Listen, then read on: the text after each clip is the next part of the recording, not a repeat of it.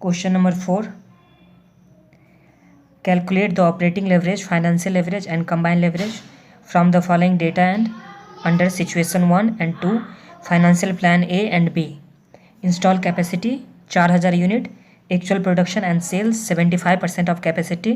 इसका मतलब 4000 का 75% एक्चुअल में आ जाएगा, तो कितना आ जाएगा 4000 का 75, 3000। नेक्स्ट, सेलिंग प्राइस कितना दे रखा है 30 per unit, variable cost 15 per unit दे रखा हुआ है। आगे दे रखा क्या चीज़ है, फिक्स्ड कॉस्ट सिचुएशन 1 के लिए 15,000, सिचुएशन 2 के लिए 20,000। कैपिटल स्ट्रक्चर क्या चीज़ के लिए है, इसमें प्लान ए प्लान बी आ गया, मतलब सिचुएशन 1 और 2, सिचुएशन 1 में plan A plan B, situation 2 में प्लान ए और प्लान बी। इक्विटी 10,000 ए के लिए और 15,000 बी के लिए। डेप्ट में एट द इंटरेस्ट 20% में, ए के लिए प्लान ए के लिए 10,000, प्लान बी के लिए 5,000। तो इस तरह का ये क्वेश्चन हो गया। अब बनाते हैं।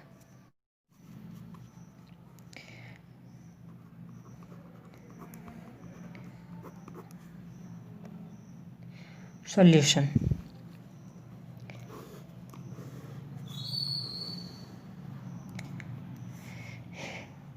सिचुएशन 1 के लिए और सिचुएशन 2 के लिए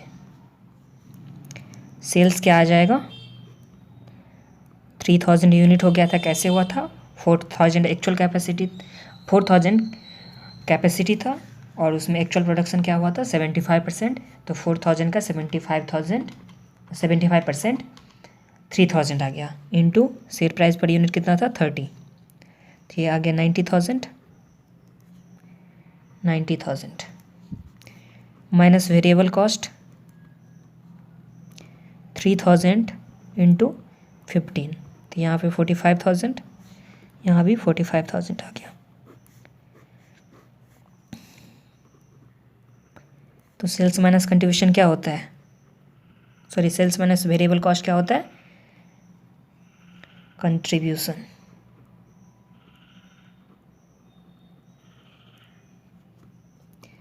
माइनस फिक्स कॉस्ट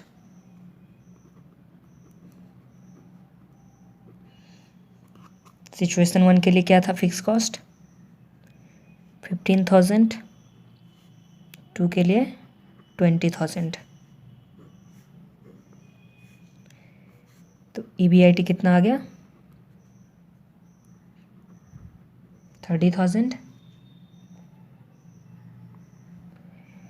यहाँ 25,000।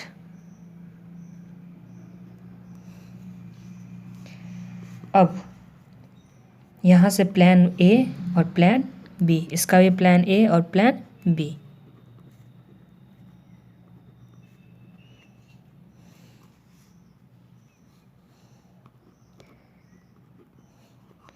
थर्टी थाउजेंड यहाँ पे 25,000 और फिर 25,000 माइनस इंटरेस्ट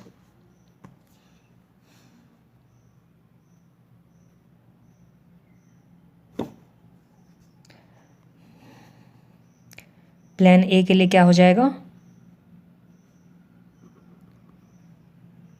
10,000 का 20%, बी के लिए क्या हो जाएगा 5,000 का 20%।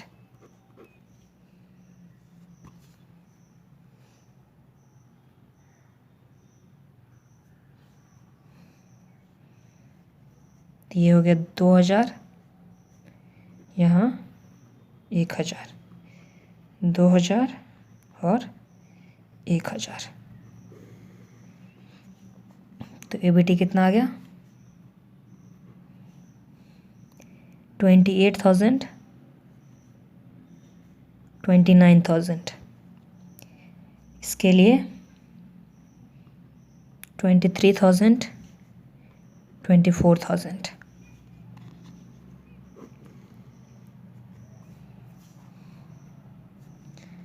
अब फर्स्ट में ऑपरेटिंग लेवरेज,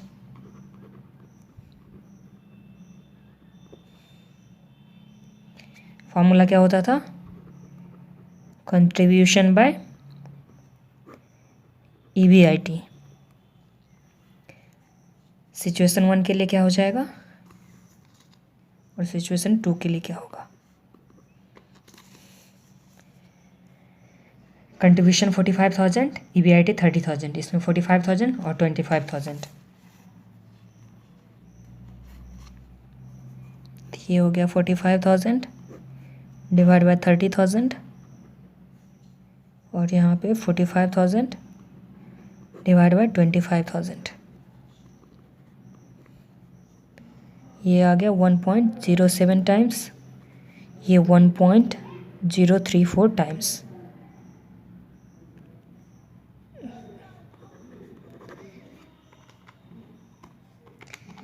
$45,000 डिवाइड बाय 30,000, ये आ गया 1.5 टाइम्स। 45,000 डिवाइड बाय 25,000, तो ये आ गया 1.8 टाइम्स।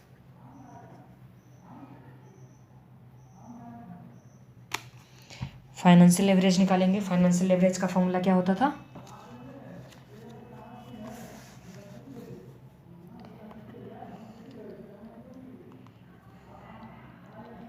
फाइनेंशियल लेवरेज का फॉर्मूला क्या होता था, EBIT bye EBT।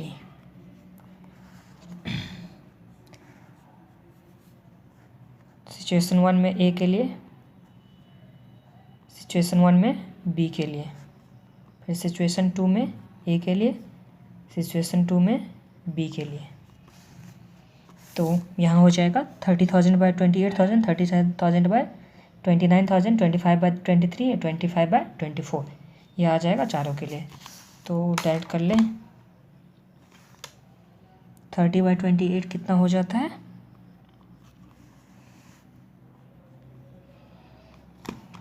30 bye 28 1.07 times. फिर नेक्स्ट 30 बाय 29 1.034, फिर 25 बाय 23 1.09 बोल सकते हैं राउंड अप करने के बाद। और यहाँ 25 बाय 24, तो यहाँ 1.04 आ जाएगा।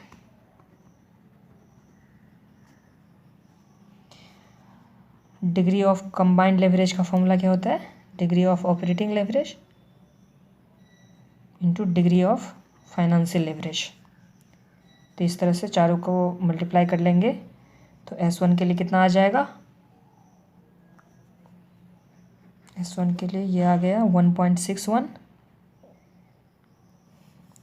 1.55, यहाँ 1.8, 1.96 और यहाँ 1.872।